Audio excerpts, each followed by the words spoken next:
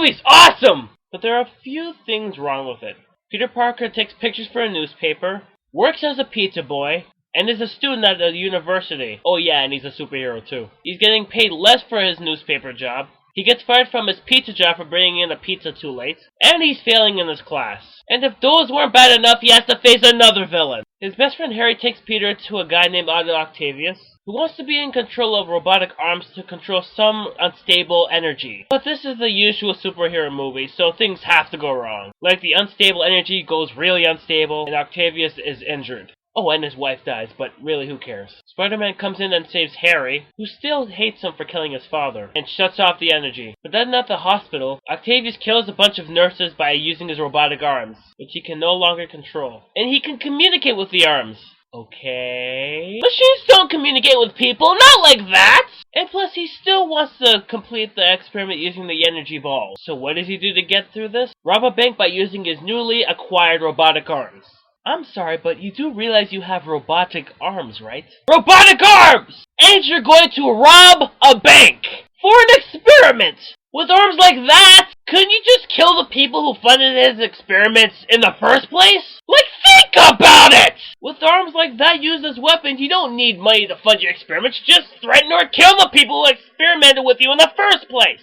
I mean, this isn't like, I have the power to transform into a giant killer robot. Time to sneak into an R-rated movie. Hello?! I mean, isn't that absolutely ridiculous? Down with it. That's absolutely bonkers! Get over there! Sorry. So Peter tries to stop the evil doctor. This sounds like a gothic fairy tale. Also, he constantly lets down his love interest and is sad because she's getting engaged to an astronaut. And all this, and he starts to lose his powers. Holy shit, all this shit is happening at once. So he kind of stops being a hero, with the doctor doing less while Spider-Man's away. He even starts to do his homework better. Everything is going great.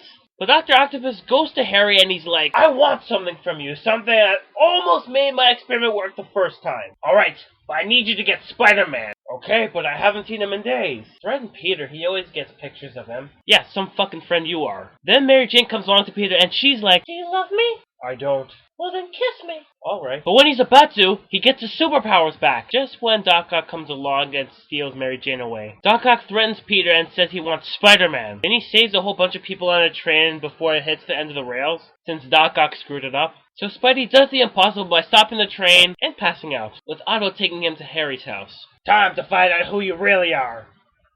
Old Man Jenkins! Sorry, wrong review. Peter, you're Spider-Man? Yes, and Doc Ock's captured Mary Jane. Can you just lie to your friend and say that you're not Spider-Man, so your best friend wouldn't hate your guts? It'll be like, Harry, I swear to you I'm not Spider-Man. Doc Ock just kidnapped me, put me in a Spider-Man costume, kidnapped Mary Jane, is threatening the whole city with an experiment, and he brought me to you! Wouldn't that make things a little better? Instead we have this awesome climax where Spidey and Doc Ock are fighting, while the unstable energy is beginning to destroy the city. Then Doc Ock actually has a change of heart and wants to stop the experiment! So Doc Ock tells his arms to put the energy ball into the water, saving the city. So Doc Ock does this successfully and drowns. Mary Jane actually finds out that Spider-Man is Peter, and Peter saves her. Nice! Now you will be kidnapped more when you realize this. But Harry sees his father through mirrors. I guess all those drugs he did on Freaks and Geeks really fucked him up.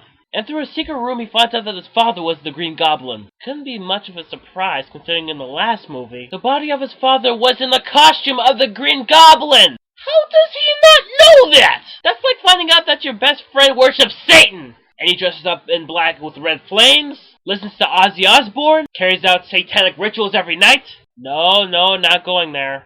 And when you find him dead, his wrists are slit, and is sitting naked in the middle of a satanic star, wearing an upside-down cross. Then you realize that they are Satan worshippers when you go into their car and you see a business card from Satan! I mean, hello! So during her wedding, Mary Jane leaves her astronaut boyfriend at the altar. Wow, bitch. And so she goes to Peter and decides they should be together. And then Peter goes back to flying as a human spider, saving the day. Wow, this movie is screwed up. But this is the best Spider-Man movie. All these things are handled pretty well, even though there are more holes in this movie than the last one, which are kind of pissing me off. But the action's amazing, so that probably evens out in a good way, I guess. I mean, it's not like it get any worse.